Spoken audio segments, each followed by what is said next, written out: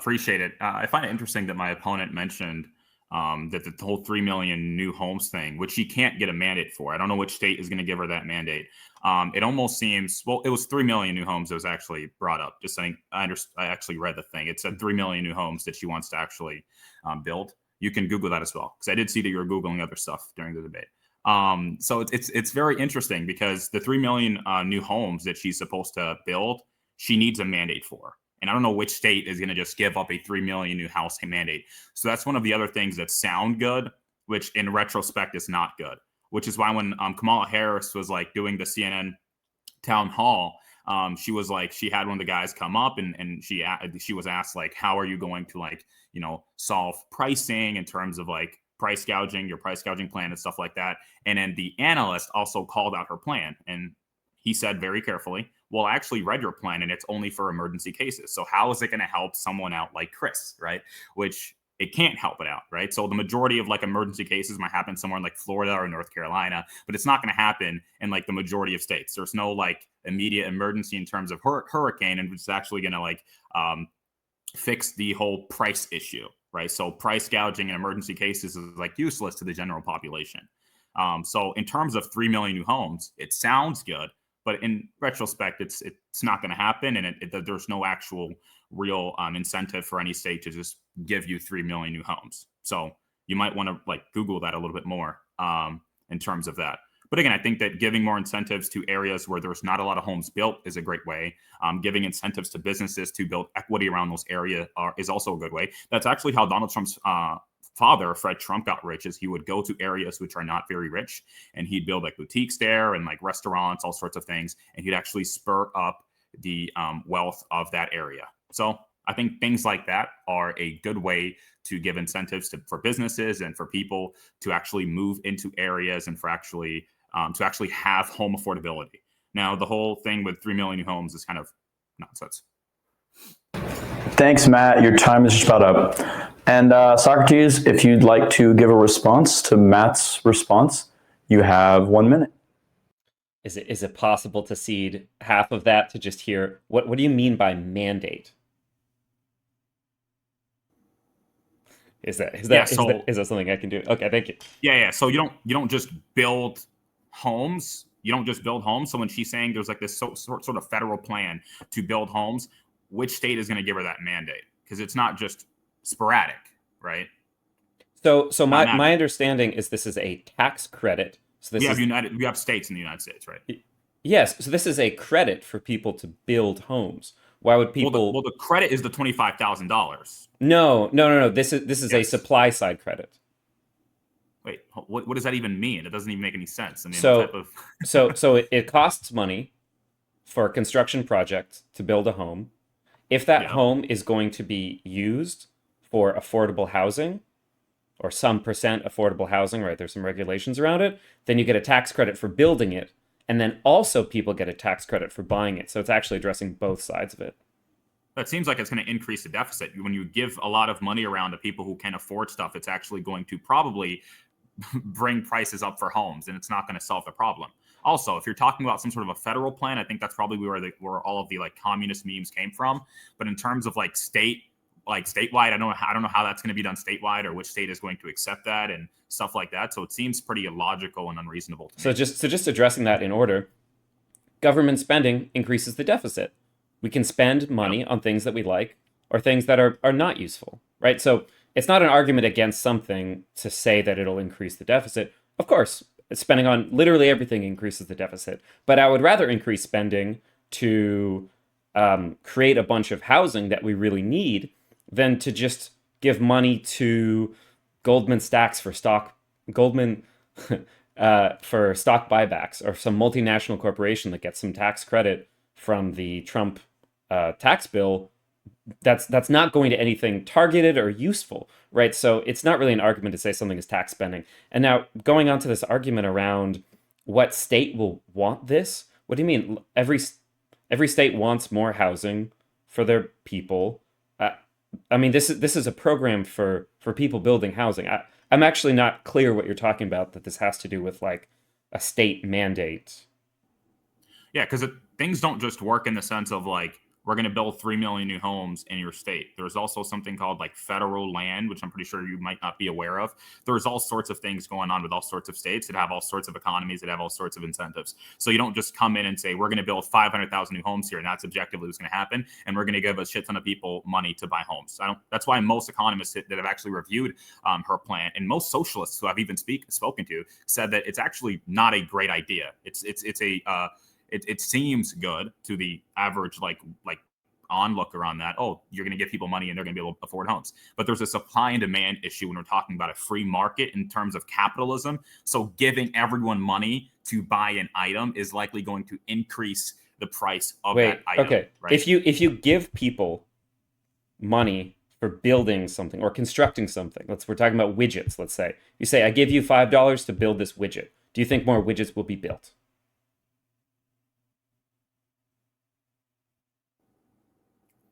Wait, so are the constructors of it already make money? Are you telling me that people are getting? They will make more money if they get some kind of federal tax credit, right? Hold on. So you're telling me that the constructors are now going to get like a $8,000 tax credit for building up a home, because people that build homes already work with companies who already pay them to build homes. So can you actually review your plan? It doesn't seem like you know what you're talking about, dude. I don't. There's no reason for this to be antagonistic, right? Now too? Right. Yeah. So that's the plan, right? So it's supply side. The people building the homes get a tax credit if it's for affordable housing. That's the plan. Yeah. Thanks, guys. You guys are just about out of time. We appreciate the spirited discussion, though. I would like to remind everyone that we want to keep this to the issues and we want to avoid any personal attacks. Let's talk about the candidates more so. And speaking of spending in the deficits, let's move on to the economy. America's economy has been a hot button political issue in every recent election, but especially since the pandemic, both sides of the political spectrum tend to view the country's economic condition negatively. In fact, only 37% of Democrats and 10% of Republicans view the current economy as good or excellent, according to Pew Research. Both Donald Trump and Kamala Harris agree that the economy should be stronger, although their plans differ. Socrates, why do you think that Harris will better improve the American economy? Right. So this is something I'm hoping we can find a little bit of agreement on, that there's kind of two fundamentally different things happening when we're talking about the economy, or the economy doing well or the economy doing poorly.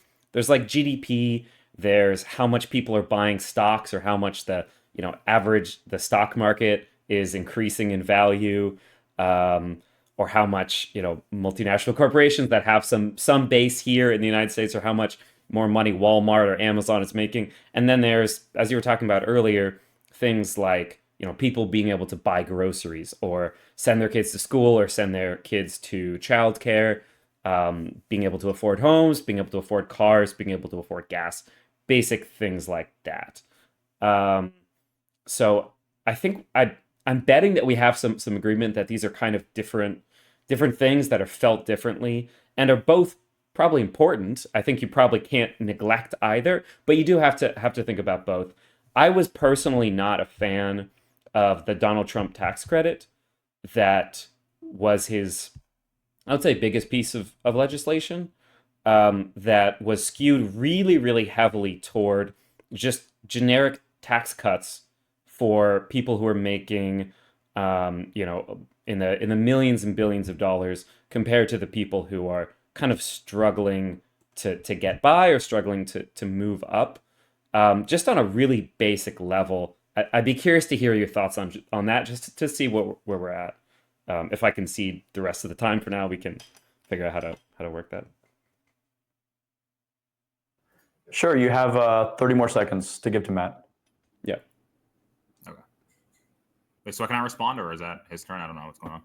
Okay, great. Yeah, I think we can definitely agree there's something that's been wrong with the economy recently. In the recent years, people can't afford groceries, gas prices went up, and that's for a variety of issues. Definitely some issues in terms of foreign issues, in terms of like we have the Russian-Ukraine war, which affected not only like oil prices, but in general, like the global economy. And that was shown because we had projections for that year. They did up those projections, and that's across like the World Bank and across like everyone else, the UN. So there's definitely an issue there. Some of that can't be blamed in terms of like Joe Biden, Kamala Harris, but most Americans do say that Trump is better economically because they experienced a better economy under Donald Trump than under the Biden-Harris administration. So I think we can definitely agree there. In terms of the economy, I think looking at the tax foundation is probably a great way for us to check this out.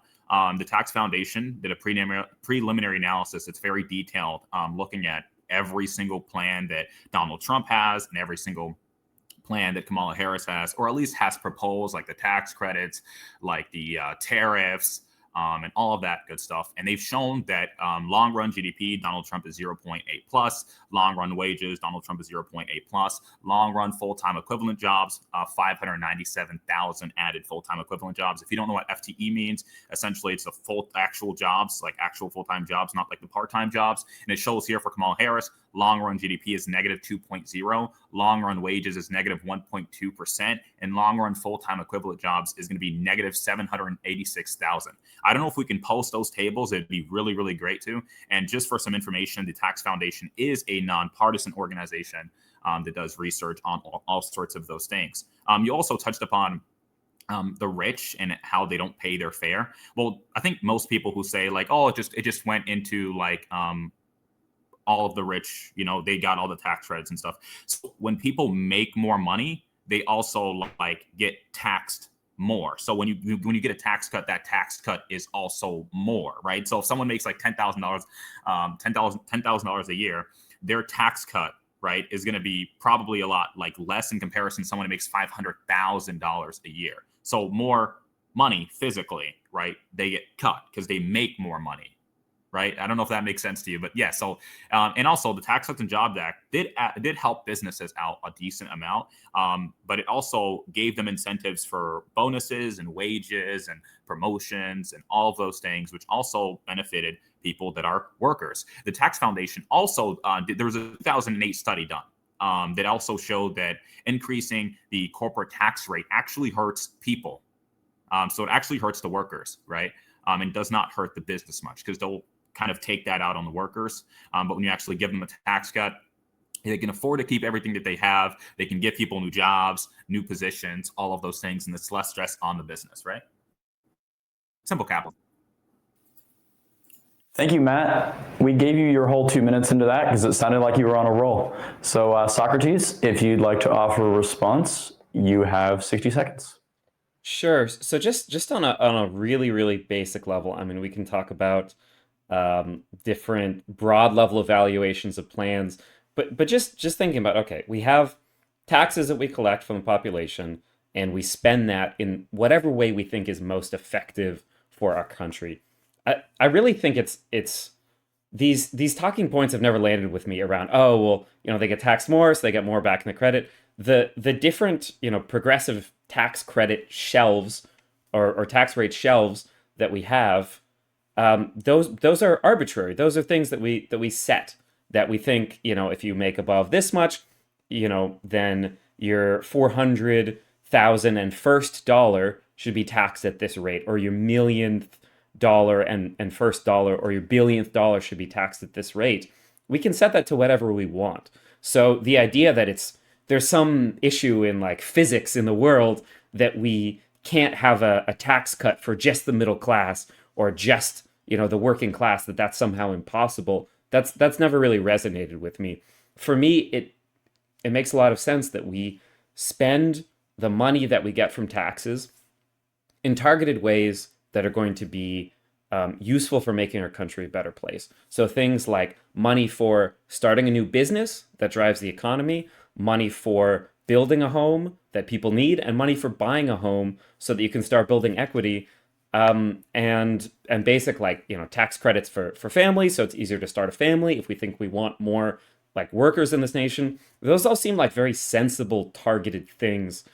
Why are those terrible ideas? Why is it terrible to incentivize those things? Thank you, guys. Matt, if you want to respond, I'll give you a minute. We're going to have to keep times a little more strict now so we don't run over too much. Matt, go ahead. Yeah, so he said why it's terrible. Well, it's not terrible. And Donald Trump and JD Vance also proposed a tax credit in terms of families, because I do believe, and a lot of conservatives are actually more pro family, right? They tend to have more family, more kids, and stuff like that. So we are also having a $5,000 tax credit, which is also going to be great for people who want to have children. Now, do you believe, just real quick, that people who pay 97% of all federal income taxes also deserve a tax break in the tax cuts? Just a question. Okay, cool. No, I don't think that anybody just deserves something. That if you're rich, then you deserve to just have more money. I think that we should have a holistic view of our country, and we should want it to operate well, and we should be strategic with how we spend money. That we increase productivity and we make the country better for everybody. This idea that just, oh, you run Amazon, so you should just have more money because you already have money. It seems nonsensical to me. So 97% of people don't run Amazon. And it's not that, I don't know what that whole thing about is, like they all run Amazon. I'm pretty sure Jeff Bezos is the CEO of Amazon. It's not everyone who's the CEO of Amazon. Yeah, but the top 50% of all taxpayers paid 97.7% of all federal individual income taxes. And the government makes its money usually through federal income taxes, right? By taxing the money that you make at your job. And so I believe that people that pay a lot of federal income taxes also deserve a tax break, in which they get larger ones because they make more money, right? So that's kind of how that works. And yeah, we do also want to incentivize families, which is why conservatives tend to have statistically better families and promote and have more kids and stuff like that also. I don't know why you're smirking. Oh, Move on. We've got a few more issues to get through. Climate change is a widely discussed policy issue on all sides of the political spectrum. Earth's atmospheric CO2 level has been increasing over the last few decades, but people differ in their views on the level of human causation and implications of that rise. Both candidates have addressed climate change and energy in varying degrees during their campaign. So, Socrates, why do you think Kamala's approach of tackling what you view as a pressing problem will be better for the country? yeah. So first of all, just to explain, I was smirking at. I found it funny comment that conservatives have better families. Maybe that can be a topic for our next debate. But this is another topic where it feels like Trump is just weak and unable to face realities that are difficult. It's the fact that the climate crisis is no longer something that's like looming in the distance. This is something that now everyday people are just feeling. The number of hurricanes, the hottest year after year after year temperature on record. I mean, I live in an area that has always had a huge amount of snow, and this winter it's just like, we had like a 70, 80-degree day. It's very strange. Um, this is not a this is not a debatable issue that this is a problem. It's just a question of what are we going to do with it. We've heard for a really long time that, oh, the only possible way we could ever combat climate change is by just deindustrializing and shutting down the economy. And they all want us to just not drive our cars and all this stuff. We just have to have some kind of austerity response to this. That's ridiculous. We have been investing in green energy, but our obsession with just a kind of like denial phase of dealing with this issue has allowed other countries like China to get really far ahead on the green energy game. And this is something that America could have taken hold of as just a huge economic booster, because this is a real issue that needs to be dealt with. Sustainable energy, honestly, is the future. The fact that this is efficient, it's safer, it's lower energy costs. I'm right now paying less for my electric bill that is using a lot of solar power rather than fossil fuels. It just costs me less. It's really effective. This honestly feels like the hysteria we had years ago over efficient light bulbs, and how a lot of conservatives threw up rants. We don't want to switch out our light bulbs. We don't want these woke light bulbs. And then you see massive energy savings over time when you have more efficient light bulbs and now LED light bulbs. So it feels like something that this is just like manufactured. I don't know if it's the tens of millions of dollars that the Koch brothers, want to protect their oil money, and it's just the spending that's gone into advertising from them. But this has become a really polarized topic when it just doesn't need to be. It doesn't need to be an austerity thing where we're deindustrializing or hurting people who are already suffering from climate catastrophe by taxing them more or something like that. This is just something that can be like investing in our future and more advanced forms of energy. Thank you, Socrates. And now on to Matt. What thoughts do you have on Trump's approach to this issue, and why do you believe that it's superior?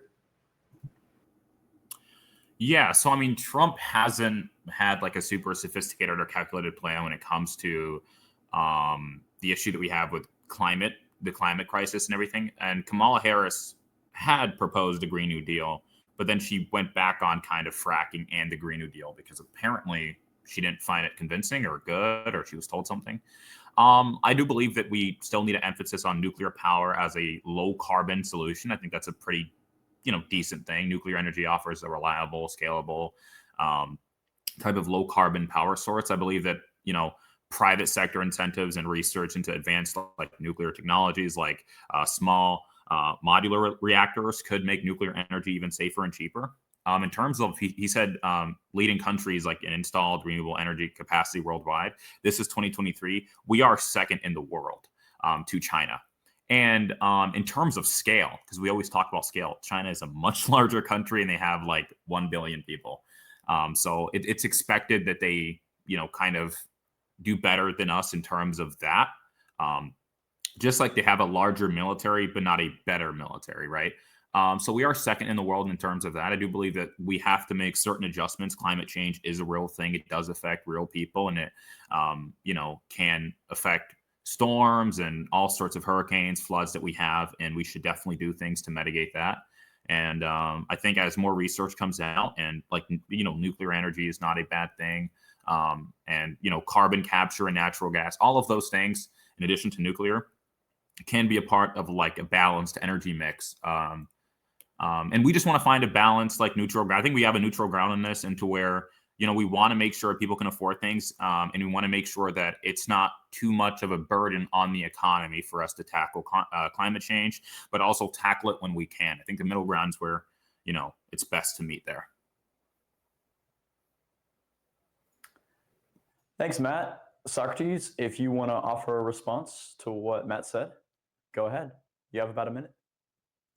Yeah, I mean, first of all, I have to say I'm extremely heartened to hear that Matt is not coming out saying that climate change is a hoax and it's not real, or if it is real, it's not caused by people, or if it is caused by people, it won't be a problem, or it's China's fault or it's India's fault, and just owning this issue. It's something that Trump has yet to do, to just say this is a problem, we do need to fix it.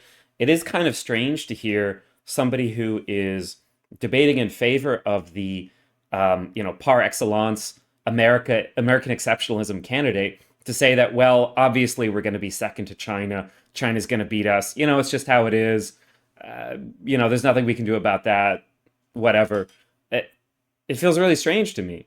There's no reason that America couldn't have been number one in this. The reason it wasn't number one, we're now number two, is because we've had so much, honestly, from the Republican Party, from conservatives, and from Trump, talking about how climate change isn't real. This is a hoax.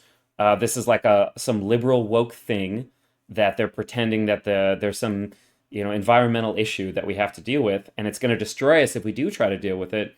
So, I mean, given that you do see that this is a real issue, and Trump has said that it's not a real issue, and we don't have to do anything, and he said that that advanced energy solutions like solar and wind are like bad, just talking about windmills killing birds and stuff like this, and undermining all these technologies. I don't understand it. Why are you advocating for this? And Matt, if you'd like to offer a response to that, you've got about 60 seconds. What? Yeah, I think he's kind of skewing what Trump has actually said about it.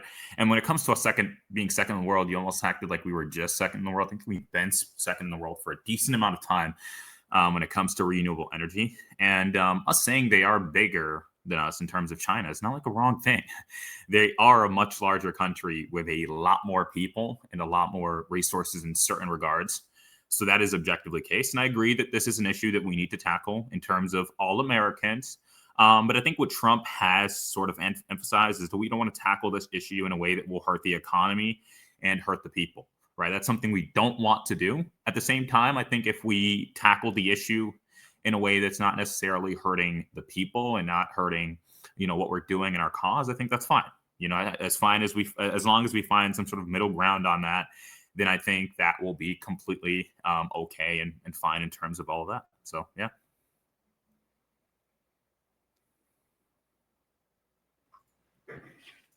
We appreciate both your guys' perspectives on that. It's always heartening to hear an issue that sometimes divides people that people can actually agree upon and find common solutions. Moving on, in the past few years, the world has seen an uptick in global conflicts.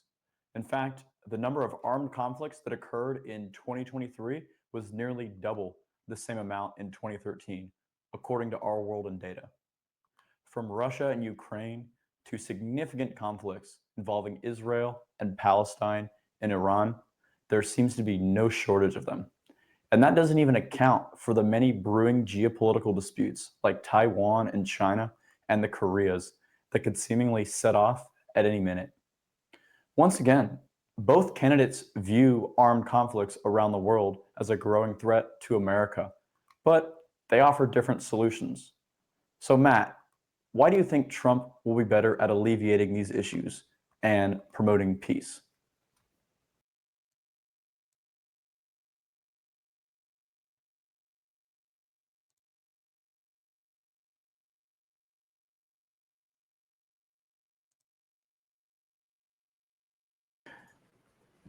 Hey, Matt, can you hear us? All right, we'll go ahead and give Socrates, if you want to go ahead and discuss your issues and talk about Harris's plans for this, we'll get Matt back in here in a minute and bring him up to speed. All right, sounds good. Am I audible? Okay, cool. Okay, cool. Yeah, I just wanted to make sure that Matt was able to hear what I say. Um, yeah, I mean, I think this is again, I've been talking, it feels like a lot now just about these issues that Trump is just too weak to stare directly in the face and actually deal with. So his solution to Ukraine is, well, just let Putin have it. Whatever parts he wants to conquer, just let him do it. Just do appeasement. I don't think that it's a good strategy to kick the can down the road. Oh, Afghanistan, there's some conflict there. Just let the Taliban have it. Just withdraw and leave. I feel like a lot of people forget this, that it was Biden who pulled the trigger on actually engaging the plan to remove us from Afghanistan, but it was Trump who set the timetable. So it's this constant like kicking the can down the road, trying to have some kind of political win, while not actually dealing with the issue, which are in some cases brewing threats, but primarily it's how you deal with those threats. So in Trump's candidacy, we became distant from our allies. Nobody really wanted to deal with us. We were screwing over the Kurds. With the Kamala presidency to come and the Biden presidency that she's been a part of, we've seen a strengthening with our allies. This is really the only way to tackle these massive issues is in a coalition. I'm old enough to remember, not trying to say anything by that, but just, in the early 2000s, seeing the way that the Afghanistan war was waged and the Iraq war was waged, and the way that we started off with a coalition of nations that were working with us to try to make some impact in the world that was positive, and then seeing the way that people started to look at America as this monster. And so I am happy of the kind of newer conservative shift toward not being hawkish, towards saying we should avoid conflict. I I really appreciate that. I think that's wonderful. But I think it's also important to keep in mind what our history has been.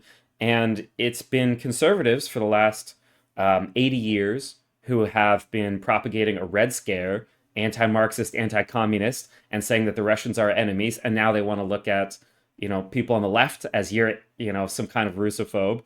And um, it was George Bush, who was a neocon, who got us into these massive wars that we were in for decades and destroyed the goodwill and the coalitions that we had with our allies. So I think that's the biggest thing. There's a lot of things that we need to deal with, but we need to do that with our allies together, and we need somebody who can pull people together rather than destroy those alliances and pull people apart, which is unfortunately who Trump is, just in every way.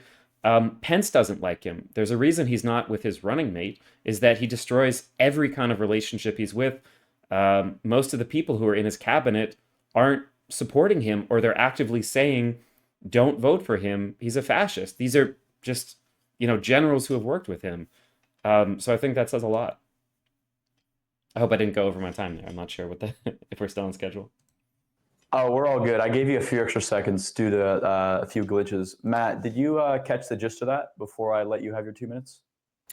Yeah, so I did. I did get bugged out, which is why I didn't go when I was supposed to go, and I had to reload my page. And yeah, I got everything he said. I'll just touch upon his points if I can now.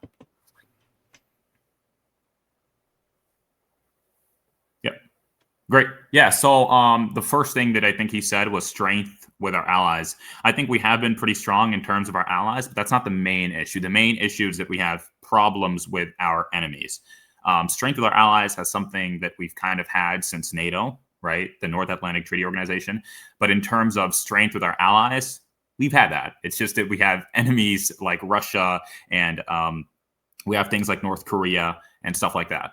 And to Russia has been communist since the Soviet Union, so that's not what we're worried about anymore. We're worried about modern things. And yeah, George Bush did he was a geopolitical liberal in geopolitical theory, so he did wage war a decent amount of times. Although he was a Republican, he was still a geopolitical liberal.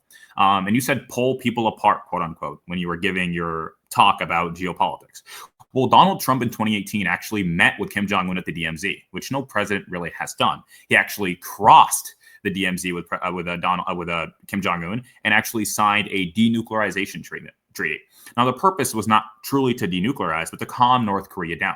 According to most analysts that have been studying North Korea, they said that it's closest to war that it's been since the 1950s. North Korea has been waging war. They've been, doing all sorts of petty stuff like launching artillery at South Korean islands. They've been giving millions of shells to Russia. They've also sent special operation troops into Russia to help with the whole Kursk incursion that's happened. So in terms of what's been going on under the Biden-Harris administration, it's been really, really bad under them. Iran's exports also jumped up significantly. And I don't have the graph to show you, although I can see it myself here. So in 2020, it was 404.489. And now it is 1,322.634. Right. So they've jumped up significantly and have become a lot more in terms rich. When people look and talk about our axes, they will say that it is Iran, North Korea, maybe Palestine, if Palestine even counts, and Russia. Right. Sure, that's the case. Iran, usually about 60% of their exports goes to China. So they've been exporting a lot more. There's been a lot less regulations in terms of Iran, which has been able to allow them to fund things like Hamas, Hezbollah, and all of the other terrorists waging war against the state of Israel, which has its complete and utter right to exist. So all of those things have been happening under, Biden-Harris administration, which you so love. Thanks for those points, Matt. And Socrates, you have a minute to respond. Yeah, thank you so much for reminding me about Iran. I maybe would have forgotten about that. It's maybe one of the worst things in terms of foreign policy and in terms of conflict, and in terms of denuclearization and reducing the threat of nuclear war, which is, in addition to climate change, which Trump said was no big deal or why worry about it. The fact is, Trump pulled out of the Iran nuclear deal and has since been enriching their uranium stock. So this was a deal that allowed us to actually, on the ground, keep track of what Iran was doing, making sure that they weren't using any fissile material for weapons purposes, but just for energy. And at the same time, we were potentially normalizing relationships with Iran a little bit, potentially making them less radical. And exactly as I was saying, this idea of tearing us apart. So Trump's plan was basically just to put a lid on it, hope the problem doesn't grow any worse, and then go over, as my fellow debater said, over to North Korea and then salute a military dictator from another nation. So he's not serious on foreign policy. When we're talking about dealing with threats, I think it was General John Kelly, who said that Trump is a fascist through and through. He's not a serious person. He doesn't understand what's happening in briefings. Everything is about him. He's a total narcissist. He doesn't have any concept of what it means to have an oath to the Constitution or any kind of goodwill toward the nation or feeling of wanting to make the nation a better place. It's all about him. And he's not the only general who said that.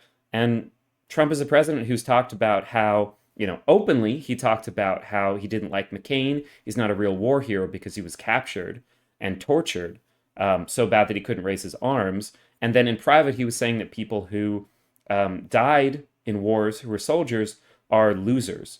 So I don't think this is the person we want leading us in any kind of conflict.